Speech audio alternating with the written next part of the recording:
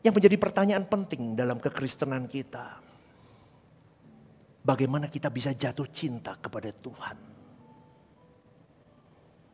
Maka Yesus pernah berkata, kasihlah Tuhan Allahmu di dalam Matius 22:37. Kasihlah Tuhan Allahmu dengan segenap hatimu, dengan segenap jiwamu, dan dengan segenap akal budimu. Ayat ini bukan hanya perintah, tetapi undangan kepada engkau dan saya sebagai manusia, ciptaan Tuhan, untuk masuk ke dalam sebuah hubungan cinta yang real, yang sejati dengan pencipta kita.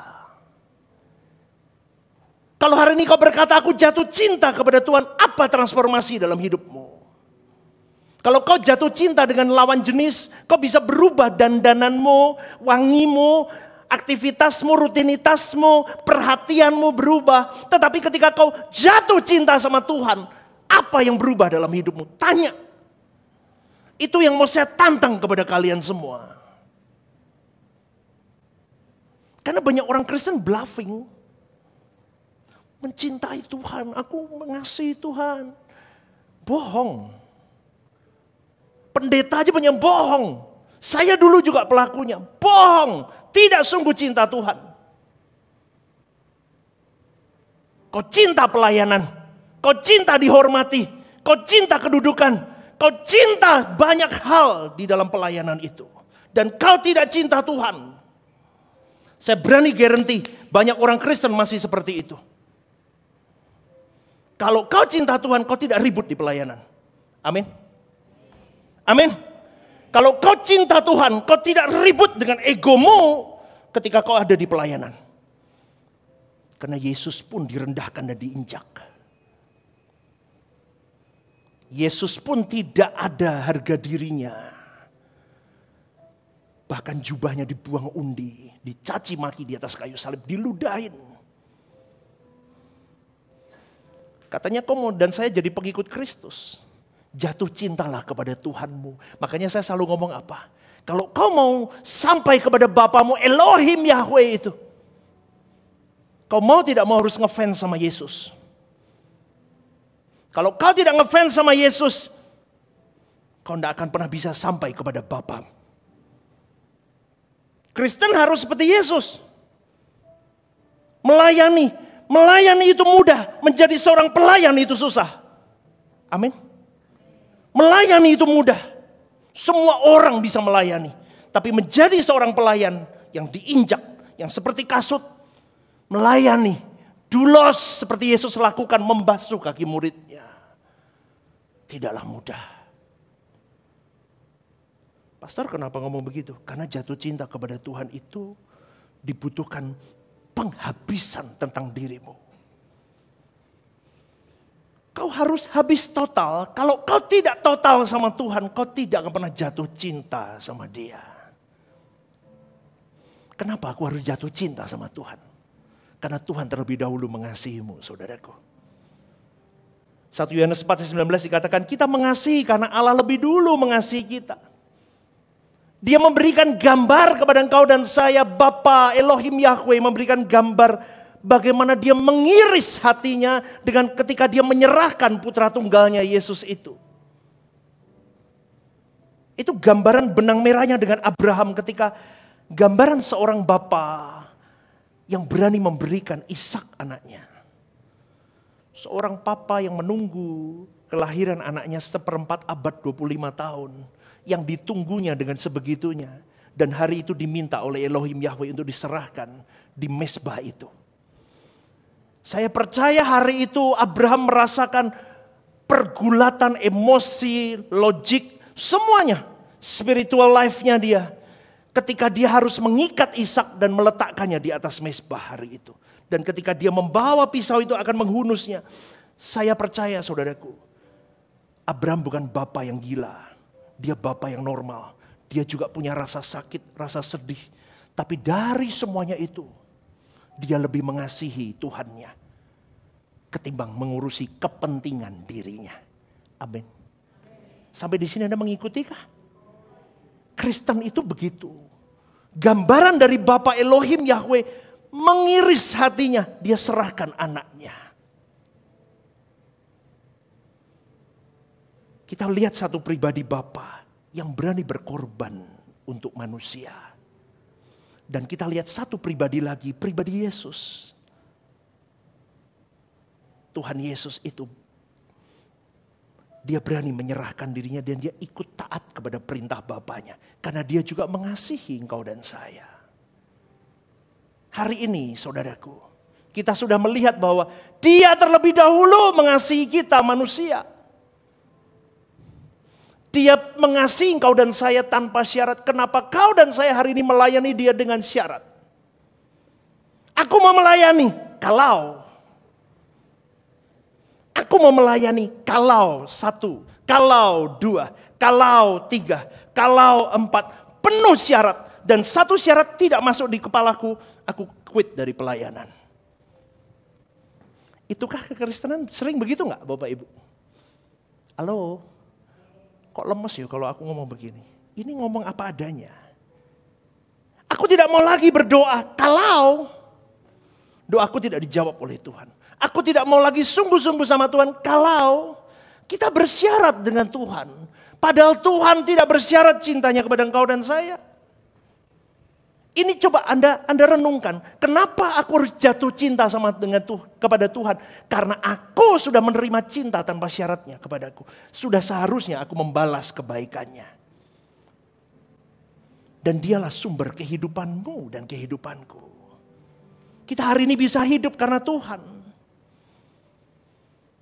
Manusia siapapun pasanganmu, anakmu, keluargamu akan meninggalkanmu suatu hari nanti. Tapi Tuhan yang bersama denganmu. Maka jatuh cintalah kepada Dia. Hanya Dia yang bisa memberikan kepuasan yang sejati. Yang tidak bisa digantikan oleh apapun dan siapapun. Saya mencoba eksperimen saudaraku. Beberapa kali saya share sama istri saya. Saya mencoba menjejalkan dalam hati saya sesuatu yang lain selain Tuhan untuk saya bisa damai. Saya orang yang begitu. Setiap kali ya pergolakan saya mengenal suara kebenaran dan mengajarkan suara kebenaran dan saya belajar di dalamnya. Dalam percepatan Tuhan. Saya di dalamnya saya testing diri saya sendiri. Karena objek yang paling bisa diteliti adalah diri saya sendiri. Betul nggak Bapak Ibu? Yang tahu saya sendiri. Saya cek diri saya sendiri, sekolah teologi, oke, sekolah teologi, S1, S2, saya sekolah teologi. Dari berbagai sekolah saya sudah sekolah. Dari berbagai doktrin saya paham. Saya coba meramu diri saya sendiri, saya coba pelayanan tanpa doa. Saya pernah coba loh, khotbah tanpa doa. Dan khotbah full doa puasa. Pelayanan full doa puasa. Saya coba semuanya. Full dalam kekudusan Tuhan. Atau tidak. Saya coba semuanya. Tahu Bapak Ibu, jawabannya dari semua observasi yang saya lakukan. Kemampuan konektif kita, kemampuan hebatnya kita baca buku, kita menyerap, kita belajar sekolah teologi, kita punya teknik menyanyi, kita punya teknik berkhotbah, semuanya homiletik, hermeneutik, semuanya tidak ada gunanya kalau engkau tidak bergantung sama Tuhan. Semuanya akan terasa kosong dan hambar. Hari hidup kau jalani 24 jam tanpa Tuhan, tanpa kekudusan Tuhan, kau akan merasakan ada sebuah kekosongan yang tidak bisa saya ungkapkan. Anda pernah ngalamin itu? Rasanya kosong. Itu mau dibawa kemana nggak tahu. Diajak liburan juga masih kosong. Beli barang yang kau suka, kosong. Ini tidak bisa diisi apapun. Maka boleh saya katakan, jatuh cintalah kepada Tuhan. Karena dialah yang utuh memberi engkau kedamaian, sukacita, dan ketentraman dalam hidupmu. Amin saudaraku, berikan tepuk tangan untuk Tuhan. Pada malam hari ini saudaraku, tadi lagunya gimana?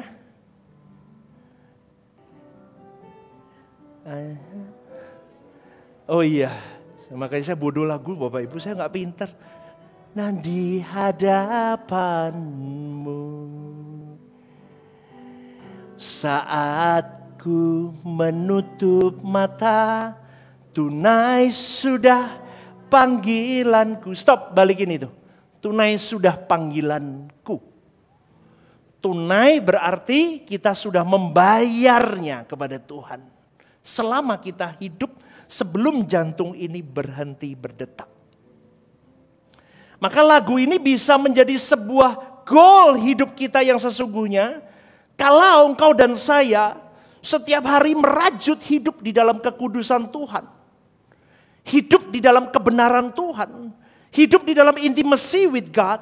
Encounter with God setiap saat. Kalau boleh saya katakan, kau dan saya membutuhkan spiritual quotient atau kecerdasan spiritual untuk engkau dan saya semakin mengerti apa yang menjadi kehendak Tuhan sehingga kau bisa menunaikan panggilan hidup kita. IQ, EQ, SQ. SQ ini menjadi sumber dari semuanya ini. Orang boleh tidak cerdas di dalam studinya. Secara IQ mungkin dia tidak cerdas. Tetapi kalau spiritualnya up. Bapak Ibu, benar loh. Orang yang bisa memahami doktrin suara kebenaran ini pasti cerdas. Halo, amin. Wangel loh nih.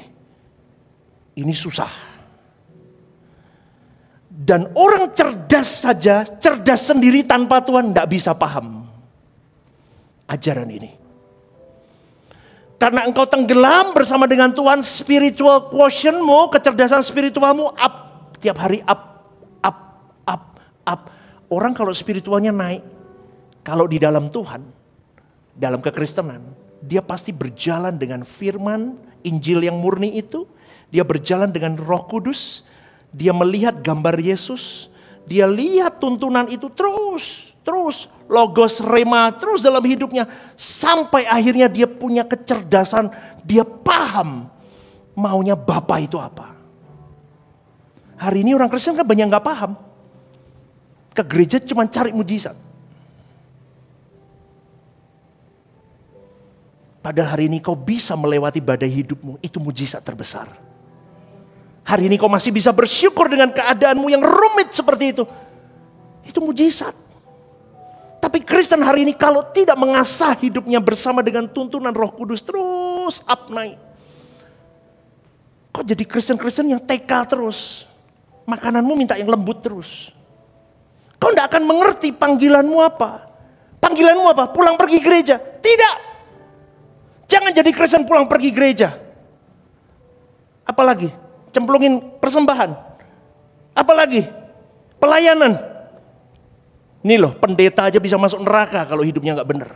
Kalau saya tidak menyelesaikan panggilan saya masuk neraka, saudaraku. Kamu jangan main-main dengan Kristen. Tidak mudah jadi orang Kristen. Maka spiritual quotient itu, kecerdasan rohani itu adalah kemampuan seseorang untuk memahami tujuan hidupnya, makna hidupnya, dan bagaimana dia berelasi dengan Sang Penciptanya.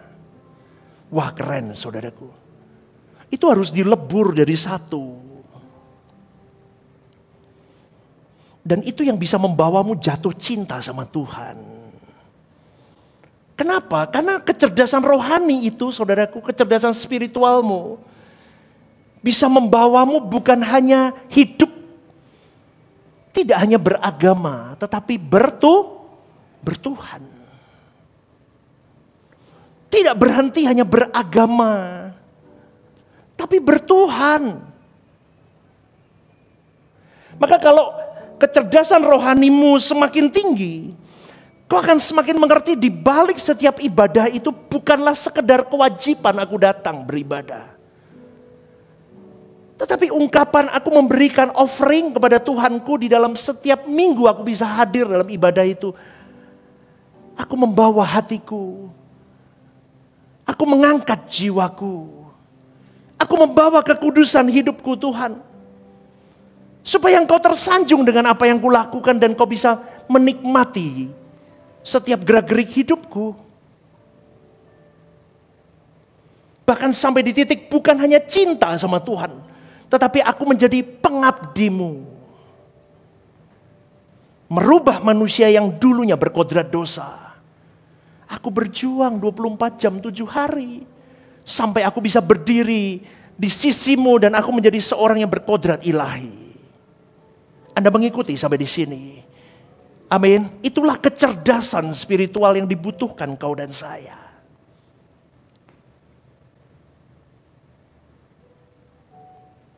Kekristenan itu di situ, saudaraku. Itu kalau orang nggak nafasnya panjang ikut Tuhan ya, putus tengah jalan. Karena ikut Tuhan yang sesungguhnya itu ikut di jalan Via Dolorosa. Susah. Kecerdasan rohani spiritual itu akan membawa perubahan hidup. Hidupmu akan menjadi pribadi yang transformasi, berubah dari manusia lama menjadi manusia baru. Tujuan hidupmu apa, Stephen? Tuhan. Hukum hidupmu siapa? Tuhan. Everything about me is Lord. Cita-citamu apa? Tuhan. Jadi orang sinting di dunia ini, saudaraku. Kalau kau dan saya tidak sampai di situ, kau belum habis buat Tuhan. Bapak Ibu, kecerdasan spiritualmu itu akan membawa dirimu semakin mengabdi kepada Dia. Hidupku Tuhan, cita-citaku Tuhan, mataku tertuju kepada Tuhan. Bohong gak itu? Gak bohong. Kalau kau tenggelam sama Dia tiap hari. Itu saya tuangkan di renungan pagi bersama dengan Tuhan. Itu menjadi tamparan. Saya pagi dengerin suara saya sendiri berkali-kali loh, saudaraku. Bukan narsis, tapi saya pun dipukulin terus sama firman itu. Kadang saya ngomong lupa habis itu. Hajar terus. Wah. Dan level itu tidak akan pernah tersentuh. Kalau hidupmu Tuhan, semakna hidupmu Tuhan, tujuanmu Tuhan, tidak akan pernah tersentuh. Kalau engkau tidak sungguh-sungguh berjuang jatuh cinta sama Tuhan. Sampai seperti Paulus. Paulus itu sudah jatuh cinta total sama Tuhan. Sampai dia bisa berani berkata, hidup adalah Kristus dan mati adalah keuntungan. Orang kalau sudah jatuh cinta sama Tuhan, itu pasti dianggap aneh oleh dunia, saudaraku. Tetapi yang aneh di mata dunia itu, asal kau tidak aneh di mata Tuhan, itu lebih baik daripada kau aneh di mata Tuhan dan wajar di mata manusia. Paulus rela menderita demi Kristus. Karena dia sudah jatuh cinta sama Tuhan. Hidupnya sudah diubahkan oleh Tuhan. Hidupnya transformasi ketika dia berjumpa dengan pribadi Yesus. Dia tahu bahwa inilah kehidupan yang sesungguhnya. Bahkan dia berkata, yang dulu ku anggap luar biasa ternyata sia-sia. Hari ini aku baru tahu inilah kehidupan yang sesungguhnya, yaitu pengiringannya akan Yesus. Coba lihat hidup Paulus, nggak usah hidup Yesus. Hidup Paulus, keluar masuk penjara. Coba hari ini. Saya tidak menghakimi siapapun, tapi banyak orang Kristen hari ini ikut Tuhan, mau hidupnya everything well. Mana ada tokoh iman di Alkitab tunjukkan yang hidupnya baik-baik saja mengiring Tuhan. Tidak ada. Tidak ada, saudaraku. Ada sebutin, gak ada. Semua harus pikul salib untuk menyatakan imannya. Bahkan jemaat mula-mula sekalipun harus sampai diadu dengan binatang buas dan sebagainya. Untuk menunjukkan bahwa aku percaya kepada Tuhanku yang hidup itu. Bahkan di ujung akhir pun Stefanus tidak ada pertolongan Tuhan. Dia dirajam batu dan mati. Dia hanya mengadah melihat ke langit.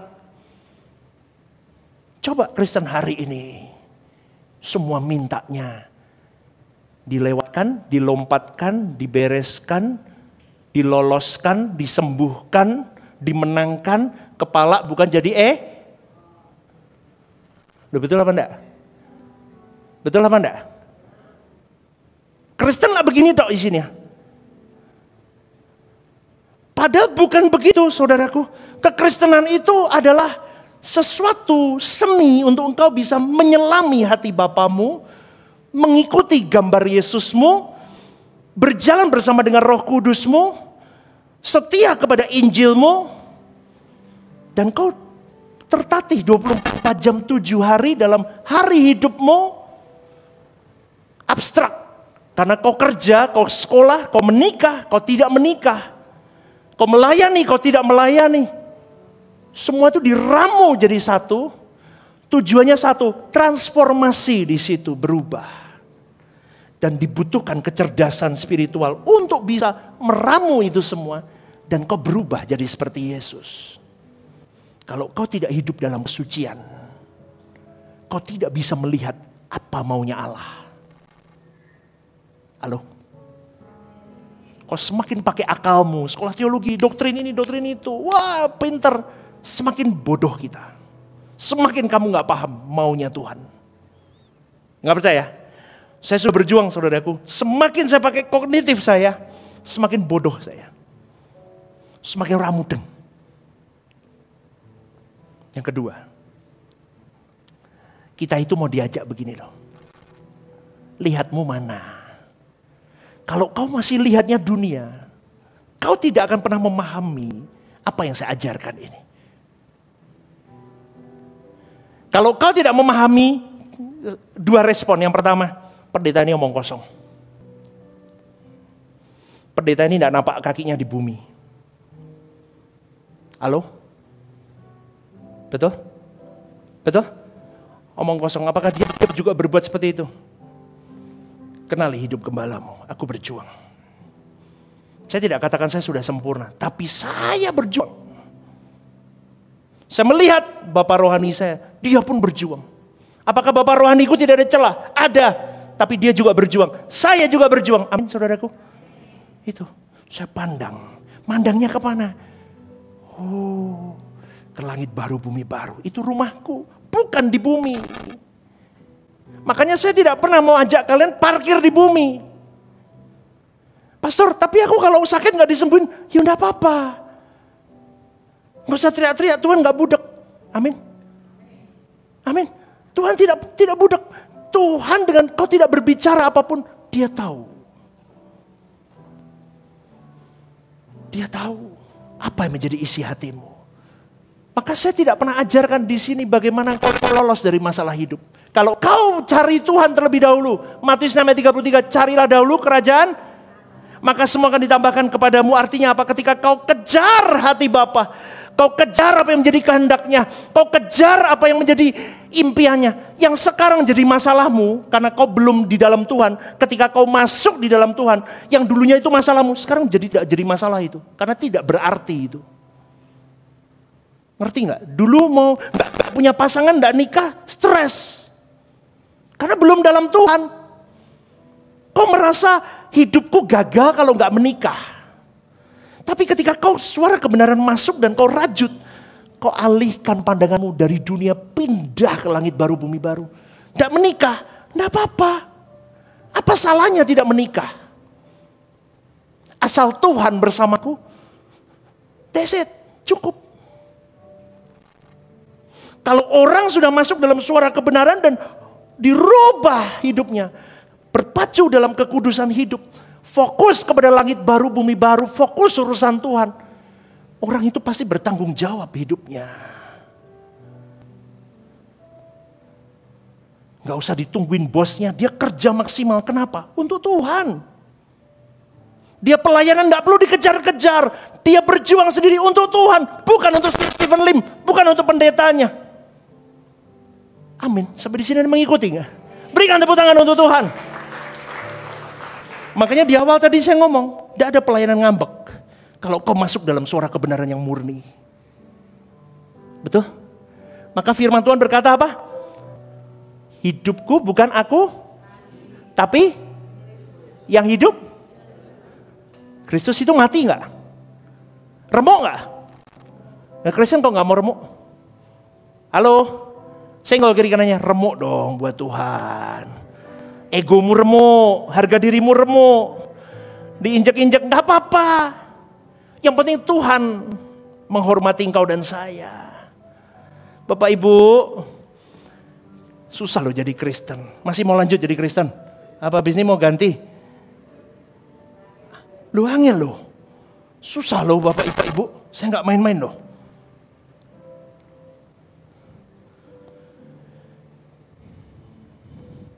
Kita harus berjuang transformasi hidup kita. Sampai Yohanes 13 ayat 35. Coba tampilin. Yohanes 13 ayat 35. Tampilin. Sampai begini nih. Tampilin. Yohanes 13 ayat 35. Baca bareng-bareng. 1, 2, 3. Dengan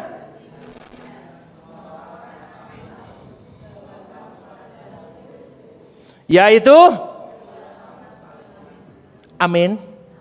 Amin. Belajar. Mengasihi siapa? Mengasihi Tuhan. Mengasihi sesamamu. Semakin kau cinta Tuhan, semakin orang akan mencintai dirimu. Lihat deh, gak percaya. Kenapa? Karena ada perubahan dalam hidupmu. Wah, dulu temperamental nih orang. Subuh pendek. Sekarang enggak loh. Meskipun kadang masih ada pendek-pendeknya dikit, tapi udah enggak pendek banget kayak dulu. Dulu omongannya sombong, gede-gede kalau ngomong. Sekarang berubah loh. Sampai orang bisa berkata, aku pengen punya Tuhan seperti Tuhannya dia. Aku ingin punya hati seperti hatinya dia. Kok bisa ya?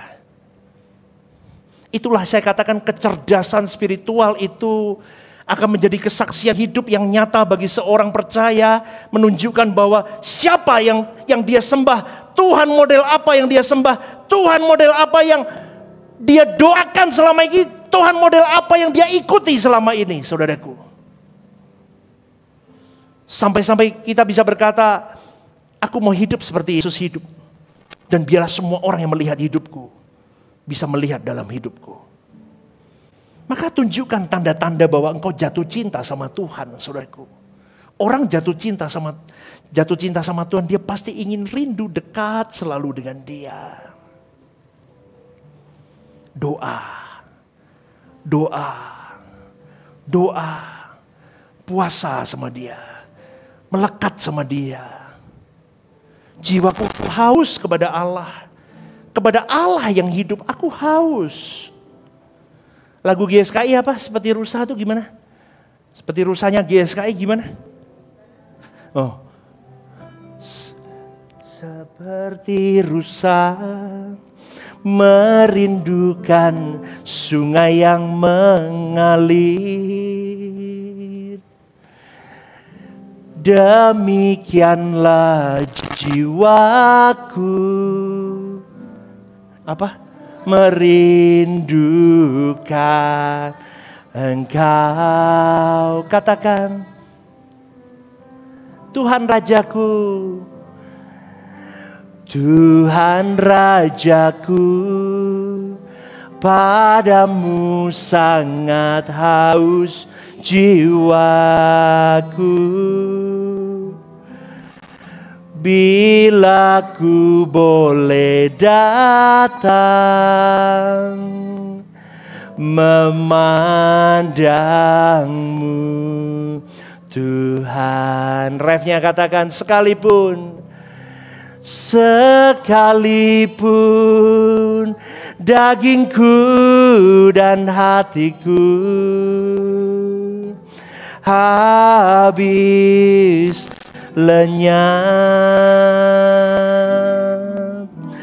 gunung batuku dan bagianku tetaplah Allah selamanya. Refnya lagi yuk. Sekalipun, katakan, sekalipun dagingku dan hatiku habis lenyap,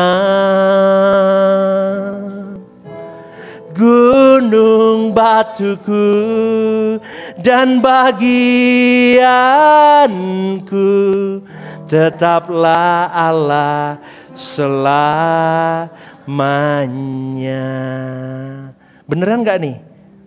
Sekalipun dagingku dan hatiku habis lenyap, tetaplah Allah selamanya. Ngeri loh saudaraku, ini lagu-lagu GSK itu tidak main-main. Maka kalau kau tidak jatuh cinta sama Tuhan ketika kau menyanyikan lagu-lagu begini, kau sedang berbohong kepada Dia. Kau bohong. Sekalipun dagingku dan hatiku habis lenyap. Kau baru lenyap harga dirimu, kau udah berontak saudaraku. Kau udah mencak-mencak. Kau baru hilang tenagamu, kau udah mencak-mencak, kau ngeluh, capek pastor. Pelayanan itu capek. Kau baru hilang duitmu berapa persen dari keuanganmu. Kau udah merasa berkorban. Maka firman Tuhan berkata, kau belum mencucurkan darah. Belum. Maka Kristen yang sesungguhnya, mau tidak mau saudaraku, kau harus benar-benar dekat sama Dia sampai kau bisa berani berkata, segenap hidup untuk Tuhan. Atau tidak usah sama sekali. Amin saudaraku. Berani berkata begitu, segenap hidup untuk Tuhan atau tidak usah sama sekali. Itu pun punya level. Level cuma di mulut pertama, enggak apa-apa. Kedua mulai level-level hal kecil, mulai naik lagi, naik lagi, naik lagi. Sampai seperti Yesus, nyawa pun berani. Saya juga sedang berjuang. Itu kita berjuang bareng ke sana. Dan itu abstrak. Kau dan Tuhan yang tahu di mana levelmu. Maka temui Dia. Orang jatuh cinta sama Tuhan, mau cerdas rohaninya, spiritualnya, dia akan ketemu Tuhan tiap hari. Dia mau berkorban untuk Tuhan. Maka Yohanes 14 ayat 15 berkata, jikalau kamu mengasihi aku, kamu menuruti segala perintahku. Perintah Tuhan itu banyak saudaraku. Dan semua dari inti perintah Tuhan adalah untuk kau dan saya. Kalimatnya apa ya? Menyangkal diri. Itu renungan besok. Kau dan saya harus menyangkal diri. Semua kesenanganmu. Enggak. Tapi kesenangan Tuhan. Karena Tuhan ngomong, kalau kau mengasihi aku, turuti segala perintahku. Kalau orang jatuh cinta sama Tuhan, spiritualnya mulai benar-benar masuk di dalam kawasan ilahi. Dia bangga punya Tuhan yang hidup. Dia tidak berkeluh kesah dengan hidupnya. Dia akan berkata, aku bersyukur dengan hidupku ini. Sekalipun secara dunia, aku tidak kaya. Aku tidak terhormat. Aku tidak ada satu hal pun yang bisa aku banggakan dalam hidupku. Kecuali aku punya Tuhan. Itu kekristenan saudaraku. Itu cinta sama Tuhan. Dan di manakah bagianmu hari ini? Di level mana? Kejar saudaraku. Tiap minggu, tiap Rabu saya khotbah model begini kalau Anda tidak berjuang. Kayak hari Minggu kemarin. Saya ajarkan tentang pengudusan aktif. Yesus sudah mati. Oke. Dia selesai. Oke. Dia menang. Oke. Kita belum menang. Betul? Kita harus mengaktifkan kekudusan kita. Jangan lihat yang tidak perlu dilihat. Pegang duit itu yang benar. Halo, sekali lagi. Pegang duit yang benar. Pegang kepercayaan dari pemimpinmu dimanapun itu. Yang benar. Anak-anak, dengerin orang tuamu. Saya ngomong begini supaya hidupmu benar di mata Tuhan. Saya rindu kalian semua pulang bersama dengan saya suatu hari nanti ke langit baru, bumi baru. Kita berjuang. Saya setengah mati hidup mau jadi teladan untuk kalian. Meskipun tidak mudah, disalahpahami, dibawa asumsi-asumsi yang salah. Tapi gembalamu tidak pernah berpikir jahat tentang dirimu. Demi nama Tuhan Elohim Yahweh yang saya sembah, aku mengasihimu. Each of you ada di dalam doaku. Saya tidak sedang cari nafkah di gereja ini, saudaraku. Saya tidak cari jabatan. Saya tidak cari apapun selain saya cari jiwamu. Saya jangkar jiwamu. Untuk kau dan saya, aku bawa pulang ke langit baru, bumi baru. Makanya jangan pernah, sekalipun kau berkata, ajarannya berat. Ini masih standar. Amin, saudaraku. Amin. Maka jatuh cintalah sama Tuhan tiap hari. Seperti kau merajut cintamu kepada pasanganmu. Bapak siapa? Pak Amsah harus jatuh cinta sama ibu tiap hari. Ya, harus. Pak siapa namanya lupa aku. Saya ingatnya Jokowi. Pak siapa? Pak Gunawan harus jatuh cinta terus sama Ibu Yulia. Itu harus terus. Kau rajut hubungan. Kalau nggak pernah hubungan, nggak pernah omongan, nggak pernah apa, pasti salah paham. Makanya saya pelayan Tuhan, saya selalu ngomong. Saya selalu ngomong, apalagi pastoral ya, saya selalu ngomong gini. Kau boleh dekat dengan siapapun, boleh dekat siapapun, no boleh. Tapi kau harus lebih dekat kepadaku. Kenapa? Karena kita tim. Aser juga sama. Kau boleh dekat sama siapa, tapi kau harus lebih dekat dengan tim asermu. Tim sekolah minggumu. Tim musikmu, kau harus dekat. Kenapa? Bagaimana kau bisa melantunkan sebuah harmoni baik kalau kau tidak pernah dekat? Paham Bapak Ibu? Paham. Sama Tuhan, bagaimana kau bisa mengerti gerak-geriknya, diamnya Tuhan. Kenapa dia diam? Kenapa dia menghardikku? Kenapa dia memberikan aku temptation? Kenapa dia begini? Kenapa dia begitu? Kita tidak mencurigai dia karena kita kenal sama dia. Maka tidak pernah terungkap dalam mulut seorang yang mengerti hati Allah, kehendak Allah. Dan dia berkata begini, di mana Tuhan? Itu kebodohan. Itu tidak punya kecerdasan spiritual. Dan orang kalau cerdas, dia tidak akan bertanya, di mana kau Tuhan? Kenapa kau tidak tolong aku? Dari masalahmu itu dia tolong kamu. Supaya kau tidak meluncur ke neraka. Jadi saudaraku, saya tutup dengan kalimat ini. Kenali Tuhanmu lebih dalam melalui masalahmu.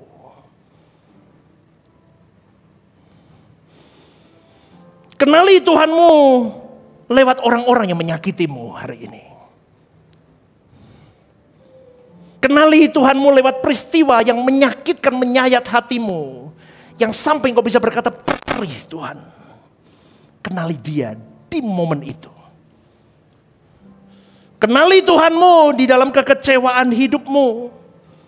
Kok begini? Planku A, kenapa Tuhan bawa C? Kenali Tuhan lewat kehilanganmu. Hari ini orang bisa berkata, kenapa kau ambil orang tuaku Tuhan? Kau tidak sayang kepadaku. Bukan dia sayang kepadamu. Pasti ada momen itu. Papa mama saya diambil dalam 1 tahun berturut-turut Bapak Ibu. Itu saya gak mudeng loh. Kok cepet banget Tuhan? Ternyata ketika papa saya meninggal dunia selesai. GSKI Rehoboth Semarang dimulai. Hari itu ya, kalau papa mama saya masih hidup, saya tidak mungkin pelayanan seperti ini. Saya pertama gak mudeng, kok cepet banget Tuhan. Papa saya kanker prostat, mama saya kanker darah. Saya tiap hari nemenin mereka berobat, gantian. Plus istri saya sakit. Hidup saya di rumah sakit Bapak Ibu. Saya sampai berpikir, kenapa Tuhan kau ambil? Dan ketika papa saya tutup usia, saya masih ingat itu. Itu bulan Desember. Februari Rehoboth Semarang buka. Dan hari itu saya mulai mengerti bahwa Tuhan sudah persiapkan yang terbaik saudaraku. Gak usah curigai dia. Hidup mati di tangan Tuhan, betul. Kau percaya saja, Tuhan tidak pernah rancangkan mereka-rekakan yang buruk atas hidupmu dan hidupku. Maka temukan semuanya dalam semua kepura-purandaan hidupmu, kesulitanmu, ketidakistimewaanmu hidup. Kenapa aku tidak cantik, tidak ganteng? Kenapa aku tidak lahir seperti dia lahir? Lahir wis luar biasa itu. Tapi kan tidak begitu. Kenapa? Karena ada sesuatu yang mau Tuhan titipkan dalam hidupmu. Melalui keluargamu ini. Melalui fisikmu. Sekali lagi, Bapak Ibu, malam hari ini saya ajak kepada engkau dan saya, jatuh cintalah terus sama Tuhan. Ingat pengorbanannya dan berjuanglah. Kau harus berkorban seperti dia berkorban. Sampai kau menutup mata dan kau bisa berkata, aku finishing well Tuhan. Kau jemput aku di awan-awan. Amin saudaraku. Siapa yang mau angkat tangan? Berikan tepuk tangan. Yuk bangkit berdiri. Ibadah Suara Kebenaran setiap hari Rabu jam 6:30 malam di Gereja Sentral di Mall Lantai UG. Ibadah Raya setiap hari Minggu jam 10 pagi di Gedung Gereja Sentralan Mall Lantai UG disertai ibadah anak dan teens. Home Usia Indah setiap Jumat Minggu kedua jam 5:30 sore di Gedung Gereja. Ajak rekan dan saudara Anda untuk bergabung bersama kami.